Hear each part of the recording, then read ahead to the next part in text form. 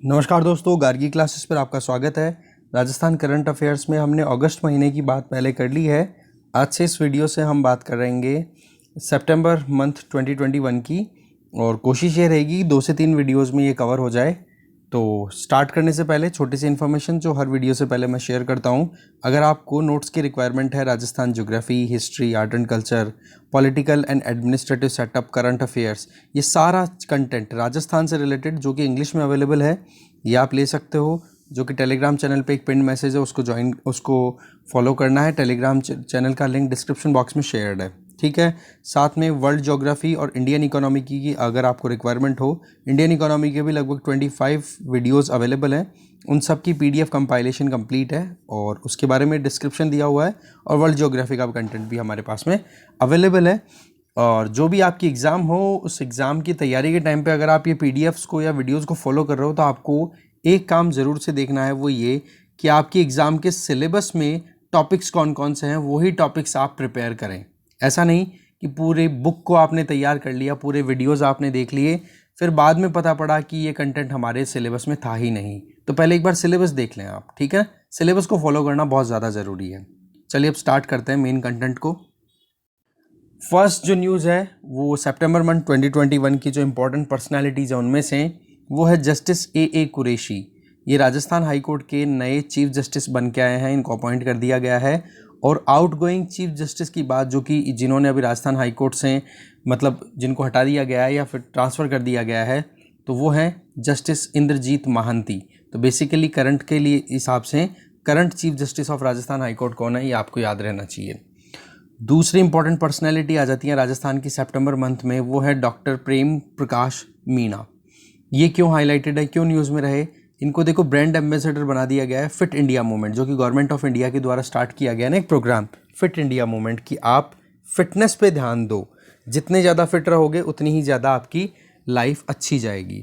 तो government of India का programme है, और उसी पॉइंट ऑफ व्यू से राजस्थान के प्रेम प्रकाश मीणा को राजस्थान का जो पार्ट है फिट इंडिया मूवमेंट का, उसके लिए ब्रांड एम्बेसडर अपॉइंट किया है। नाम इनका फाइनलाइज हुआ है। डॉक्टर मीणा जो हैं ये वुड बॉल प्लेयर हैं। बेसिकली वुड बॉल आप देखो गोल्फ की तरह ही खेले जाने वाला एक खेल है, जिसमें लकड़ी की बॉल से खेला जाता है, ठीक है। आप एक बार सर्च करना है यूट्यूब पे वुड बॉल, ठीक है, पता से पड़ जाएगा गोल्फ की तरह कैसे खेला जाता है, ठीक है। ये रेजिडेंट है ताजपुरा ब्राह्मणवास के। अच्छा, fit India movement government of India का प्रोग्राम है। इसमें स्पोर्ट्स एक्टिविटीज़ को प्रमोट करना, वो भी कहाँ, स्कूल लेवल पे, जिससे बच्चों में हेल्थ से रिलेटेड अवेयरनेस लाई जा सके कि खेलने से कितने ज़्यादा अच्छी ज़िंदगी जी जा सकती है। फिर इंपॉर्टेंट पर्सनालिटी की बात करें तो वो है अवनी लेखरा। ये देखो, इनको भी ब्रांड एम्बेसडर बनाया गया है बेटी बचाओ बेटी पढ़ाओ प्रोग्राम, जो कि वैसे तो गवर्नमेंट ऑफ इंडिया के द्वारा प्रोग्राम ये चल रहा है, पर राजस्थान में ये जो प्रोग्राम कंडक्ट होगा इसको कौन चला रहा है, department of women and child development के द्वारा। और उन्होंने ही नॉमिनेट किया है बेटी बचाओ बेटी पढ़ाओ के ब्रांड एम्बेसडर के तौर पे अवनी लेखरा को। Avani Lekhara basically para Olympian है, मतलब ये शूटर हैं, ठीक है, 10 मीटर राइफल शूटिंग में पार्टिसिपेट करती हैं। तो इन्होंने अभी जो टोक्यो में पैरा ओलंपिक्स ख़त्म हुए ना, इसमें 2 मेडल जीते हैं। एक तो गोल्ड मेडल जीता है, एक ब्रॉन्ज मेडल, ठीक है। तो ये आप ध्यान रखें, बहुत इंपॉर्टेंट पर्सनालिटी हैं। इसके आगे टोक्यो पैरा ओलंपिक्स गेम्स में राजस्थान की तरफ से क्या परफॉर्मेंस आई है, अगर उस पर नज़र डालें तो ये 2020 के पैरा ओलंपिक गेम्स थे। इसमें अवनी लेखरा ने तो 2 मेडल जीते हैं, एक तो गोल्ड था, एक ब्रॉन्ज, ठीक है, वो शूटर हैं। दूसरे देवेंद्र झाझड़िया, उन्होंने एक सिल्वर मेडल जीता है, ये जेवलियन थ्रो में पार्टिसिपेट करते हैं, दैट मीन्स भाला फेंक में। तीसरे हैं सुंदर सिंह गुर्जर, इन्होंने ब्रॉन्ज मेडल जीता है एक, ये भी जेवलियन थ्रो से संबंधित हैं। और चौथे इंडिविजुअल है जिनका नाम है कृष्ण नागर, इन्होंने एक गोल्ड मेडल जीता है, जो कि बैडमिंटन से एसोसिएटेड है। बेसिकली ये जो भी अचीवमेंट इन चारों इंडिविजुअल्स के हैं ना, इनको रिकॉग्नाइज करने के लिए गवर्नमेंट ऑफ राजस्थान ने भी अवार्ड दिया है इनको। और अवार्ड में प्राइज मनी क्या है, गोल्ड मेडल के लिए 3 करोड़ रुपए दिए गए हैं, सिल्वर मेडल के लिए 2 करोड़ रुपए, और ब्रॉन्ज मेडल के लिए 1 करोड़ रुपए। तो अवनीक ने, आपको पता ही है कि एक तो गोल्ड जीता, एक ब्रॉन्ज जीता, तो 4 करोड़ रुपए मिल गए टोटल। देवेंद्र झाझड़िया जी ने एक सिल्वर मेडल जीता, तो इनको 2 करोड़ रुपए मिले हैं। सुंदर गुर्जर ने एक ब्रॉन्ज मेडल जीता, इसलिए 1 करोड़ रुपए, और कृष्ण नागर ने एक गोल्ड जीता, इसलिए इनको 3 करोड़ रुपए, प्लस गवर्नमेंट जॉब और साथ में या तो सिटी में या फिर गांव में ज़मीन दी गई है। अगर सिटी में लिया है तो उनको एक प्लॉट मिला है मकान बनाने के हिसाब से, और अगर गांव में इन्होंने ज़मीन अलोकेट करवाई है तो 25 बीघा तक की ज़मीन इनको इशू की गई है गवर्नमेंट ऑफ राजस्थान के द्वारा। ठीक है, फिर नेक्स्ट इंपॉर्टेंट न्यूज़ है that is related to 28th Mathura Das Mathur award. Mathura Das Mathur award जो है राजस्थान स्टेट लेवल पे जो इंडिविजुअल्स क्रिकेट में पार्टिसिपेट करते हैं उन लोगों को ये अवार्ड दिया जाता है। तो ऐसे में सीनियर कैटेगरी और जूनियर कैटेगरी में जो अब की बार के अवार्ड दिए गए हैं, सीनियर कैटेगरी में रवि बिश्नोई, जो कि आपको ध्यान हो तो अगर आप क्रिकेट मैचेस देखते हैं तो आईपीएल में पंजाब किंग्स 11 की तरफ से खेलते हैं, ठीक है। और दूसरे हैं अमन सिंह, जूनियर कैटेगरी में इनको मथुरा दास माथुर अवार्ड दिया गया है। देवेंद्र झाझड़िया जी के बारे में ऑलरेडी हमने देख ही लिया है, तो अभी बेसिकली इनका नाम क्या है, क्यों फिर से आ गया इस न्यूज़ में, तो national sports award selection committee जो है ना उसमें एक मेंबर की तरह इनको जगह मिली है। ठीक है, ये 3 बार पैरा ओलंपिक्स में मेडल जीत चुके हैं, ये ऑलरेडी हमने देख ही लिया। ये भाला फेंक जेवेलियन थ्रो में पार्टिसिपेट करते हैं, और वैसे इंडिया ने मेन जो ओलंपिक्स होते हैं उनके अंदर भी गोल्ड जीता है जेवेलियन थ्रो, नीरज चोपड़ा, है ना। फिर इंपॉर्टेंट पर्सनैलिटी आ जाते हैं सीपी जोशी, जो कि Rajasthan state legislative assembly, Rajasthan Vidhansabha के स्पीकर हैं, और ये करंटली नाथद्वारा से बिलोंग आते हैं, है ना, चुनाव करके। तो राजसमंद क्रिकेट जो डिस्ट्रिक्ट क्रिकेट एसोसिएशन है ना राजसमंद का, उसके चेयरमैन है या प्रेसिडेंट है। और वैसे देखा जाए तो राजस्थान क्रिकेट एसोसिएशन के प्रेसिडेंट कौन है, वैभव गहलोत, अशोक गहलोत के पुत्र। ठीक है, तो ये कुछ इंपॉर्टेंट न्यूज़ थी, वो देखी। आगे चलते हैं। अब नेक्स्ट इंपॉर्टेंट न्यूज़ है, उसमें इंपॉर्टेंट पर्सनैलिटी आ गई तपन शर्मा। बेसिकली ये क्रिकेट से रिलेटेड इंडिविजुअल हैं। इनको अंपायर के तौर पे IPL 14 जो अभी ख़त्म हुआ है, जिसको चेन्नई सुपर किंग्स ने जीता है, उसमें अंपायर के तौर पे इनका काम था और इनको सेलेक्ट किया गया था। ठीक है, ये राजस्थान से बिलोंग करते हैं, और वैसे पहले भी BCCI के द्वारा 2006 में जो एम्पायर्स का पैनल बनाया गया था ना, उसमें भी तपन शर्मा का नाम आया था। तो तपन शर्मा क्रिकेट अंपायर, याद रखें आप ये। नेक्स्ट इंपॉर्टेंट अगर इंडिविजुअल या फिर न्यूज़ की बात करें तो वो है एथलीट सोनल सुखवाल। ठीक है, बेसिकली ये रेस वॉक में पार्टिसिपेट करती हैं, और इन्होंने 20 किलोमीटर की जो रेस वॉक होती है, तेज चलना, है ना, उसमें इन्होंने गोल्ड मेडल जीता। और ये कंपटीशन था जो कि आंध्र प्रदेश के वारंगल में ऑर्गेनाइज किया गया था, और इस कंपटीशन का नाम क्या है, नेशनल ओपन एथलेटिक्स चैम्पियनशिप। इसमें इन्होंने रेस वॉक 20 किलोमीटर की में गोल्ड जीता है सोनल सुखवाल ने। अब आ गया, अब इम्पॉर्टेंट जो कंटेंट जो शुरू हो चुका है वो है प्लेसेस से रिलेटेड, कि कौन से स्थान न्यूज़ में रहे सितंबर मंथ में। तो सबसे पहले राजस्थान की ही बात कर लेते हैं, क्यों राजस्थान न्यूज़ में रहा। राजस्थान ने फर्स्ट प्लेस गेन कर ली है टोटल जो इंस्टॉलेशन कैपेसिटी है सोलर एनर्जी की, उसकी टर्म्स में। अभी तक टोटल इंस्टॉलेशन कितनी है सोलर एनर्जी का राजस्थान में हो चुका है, 7,738 मेगावाट। दूसरे नंबर पे कर्नाटका रहा है जहां पर 7,469 मेगावाट, और तीसरे पे Gujarat 5,708 megawatt solar energy installation.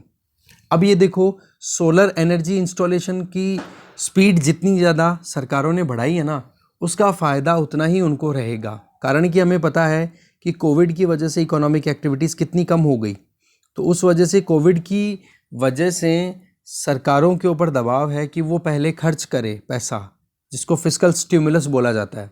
Fiscal stimulus के लिए गवर्नमेंट ऑफ राजस्थान को पैसे की ज़रूरत है, तो उसके लिए देखो सेंट्रल गवर्नमेंट ने 4 कंडीशंस रखी थी सभी स्टेट गवर्नमेंट्स के सामने, और उन 4 कंडीशंस में से एक थी जो पावर सेक्टर है उसमें रिफॉर्म्स लेकर के आना, और उसमें ये था कि रिन्यूएबल एनर्जी इंस्टॉलेशन कैपेसिटी ज़्यादा से ज़्यादा राइज की जाए। और उसी दिशा में कदम उठाते हुए राजस्थान ने फर्स्ट प्लेस गेन कर ही लिया।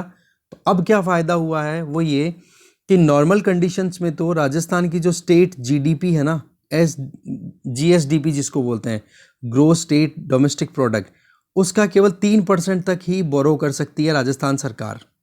अब क्या होगा कि 0.5% ऑफ GSDP और राइज किया जा पाएगा, जिससे कि सरकार को जो भी पैसा खर्च करना है ना डेवलपमेंटल एक्टिविटीज़ में, या फिर कोविड की वजह से जो इकोनॉमी में थोड़ी सी स्पीड कम आई है उसको एक्सेलरेट करने में, तो अब केंद्र सरकार एडिशनल बोरोइंग के लिए सपोर्ट दे देगी। तो 3% तो पहले करती थी, अब 0.5% और हो गया, तो टोटल 3.5% ऑफ GSDP इतना बोरो कर सकता है राजस्थान।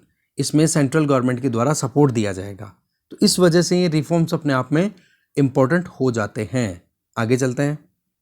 ये चीज़ हमने ऑलरेडी देख ही ली है कि GSDP का 0.5% एडिशनल बोरोइंग कर सकता है, क्योंकि पावर सेक्टर में रिफॉर्म कर दिए हैं राजस्थान ने, और राजस्थान जो है अब 3 + 0.5% बोरो कर सकता है। और इसके लिए राजस्थान स्टेट लेजिस्लेटिव असेंबली ने एक बिल भी पारित किया जिसका नाम है राजस्थान राज financial responsibility and budget management FRBM amendment bill 2021, जिससे कि ये बोरोइंग और ज़्यादा की जा सके।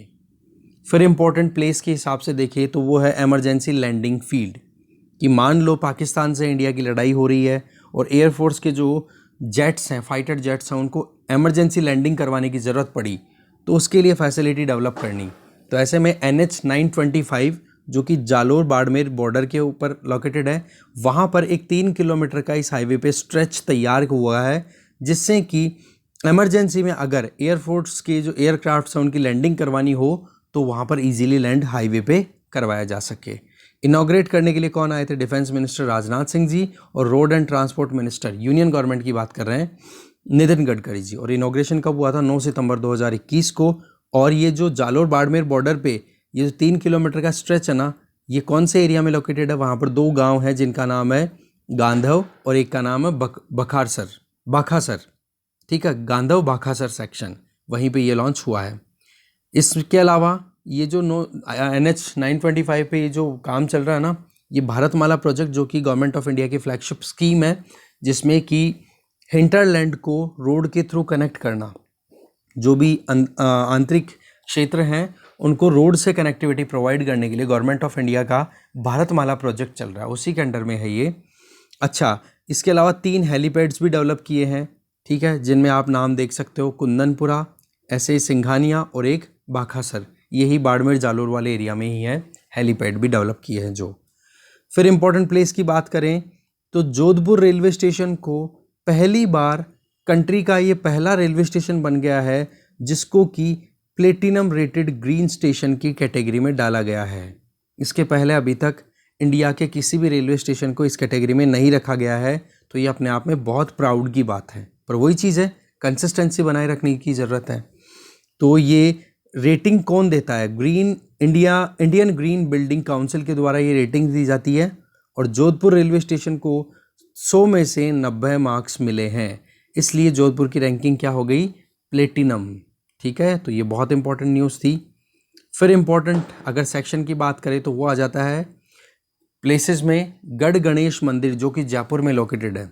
यहाँ पर देखो रोप वे जो आती है ना, रस्सियों से आना जाना, क्योंकि पहाड़ी पर लोकेटेड है ये मंदिर, तो ग्राउंड से पहाड़ी पर जाना बहुत मुश्किल हो तो उसके लिए टूरिस्ट के लिए फैसिलिटी देना, रोप वे तैयार कर दिया। ठीक है, इसके लिए देखो अप्रूवल दे दिया गया है नेशनल फॉरेस्ट लाइफ, या हम कह सकते हैं नेशनल वाइल्ड लाइफ बोर्ड जो है, जो कि ministry of environment, forest and climate change के अंडर में काम करता है, उनके द्वारा अप्रूवल दे दिया गया है। गढ़ गणेश मंदिर की अगर बात करें तो देखो इसको बनवाया था सवाई जय सिंह ने, और बनवाया कब था? जयपुर स्टैब्लिश हुआ था 1727 में, उससे पहले ही ये मंदिर बन गया था। इसके अलावा जो स्पिरिचुअल प्लेसेस हैं, मंदिर हैं, वो कौन कौन से जहाँ पर कि रोप वे चल रहे हैं या फिर पारित हो रखे हैं, जिनका काम कंप्लीट हो चुका है? एक तो सामोद चोमू के पास में पड़ता है, एक सावित्री माता पुष्कर में है ये मंदिर, एक है मनसापूर्णा माता, ये उदयपुर में है, और एक है सुंदा माता जो कि जालोर में है। इसके अलावा नेक्स्ट इंपॉर्टेंट न्यूज़ है वो ESIC हॉस्पिटल अलवर में जो है उसको मेडिकल कॉलेज की कैटेगरी में डाल दिया गया है, और अप्रूवल किसने दिया? नेशनल मेडिकल काउंसिल ने, और डेट और कौन से महीने में? सितंबर 2021 में। नेक्स्ट इंपॉर्टेंट न्यूज़ की अगर बात करें तो वो है रीको से रिलेटेड। रीको का मतलब हो गया Rajasthan state industrial development and investment corporation limited. ठीक है, रीको की फुल फॉर्म ये होती है, थोड़ा ध्यान रखें आप। ठीक है, Rajasthan state industrial development and investment corporation, इसको नेशनल अवार्ड दिया गया है। किस लिए? कि सबसे ज़्यादा इन्वेस्टमेंट अट्रैक्ट करने का काम अच्छे से किया है रीको ने, और इंफ्रास्ट्रक्चर डेवलपमेंट का काम भी बढ़िया किया है। तो ऐसे में best estate investment and industrial development corporation की कैटेगरी में बेस्ट का अवार्ड मिला है रीको को, क्योंकि इन्वेस्टमेंट ज़्यादा आ गया ना यहाँ पे, इसलिए। तो ईज़ ऑफ डूइंग बिजनेस को इनको प्रमोट करने के लिए गवर्नमेंट ऑफ इंडिया वैसे ही काम कर रही है। तो ऐसे में देखो, जो भी इंपॉर्टेंट न्यूज़ थी इस सेक्शन में वो हमने देख ली है। कल एक वीडियो और मिलेगा आपको जिसमें बची हुई प्लेसेस वो और कवर कर लेंगे। ऐसे में 2-3 वीडियो में सब कुछ कवर हो जाएगा। तो आपका अगस्त मंथ का तो कवर है ही। PDF के लिए मैंने आपको शुरुआत में पूरी इन्फॉर्मेशन बताई दी, और तैयारी करने का तरीका मैंने हमेशा बताया है कि पहले स्टैटिक पोर्शन को अच्छे से क्लियर करो, वीडियोस से करो, PDF से करो, वो आपके ऊपर है। फिर उसके बाद में करंट अफेयर से अपडेटेड रहो, जिससे कि प्रॉब्लम नहीं आए। राजस्थान में कहीं इशू नहीं आएगा। फिर नेशनल और इंटरनेशनल इश्यूज़ की बात करें तो उसके लिए देखो, मैं इंडियन एक्सप्रेस की बात पहले ही करता हूँ, इंडियन एक्सप्रेस एनालिसिस करता हूँ। और RAS के लिए आप प्रिपरेशन कर रहे हो तो RAS मेंस के पॉइंट ऑफ व्यू से एडिटोरियल एनालिसिस भी डेली बेसिस पे मिलता है आपको। ठीक है, तो ये सारी इन्फॉर्मेशन थी जो आपको मिलनी चाहिए थी, वो मैंने दी। ठीक है, thank you very much for watching this video.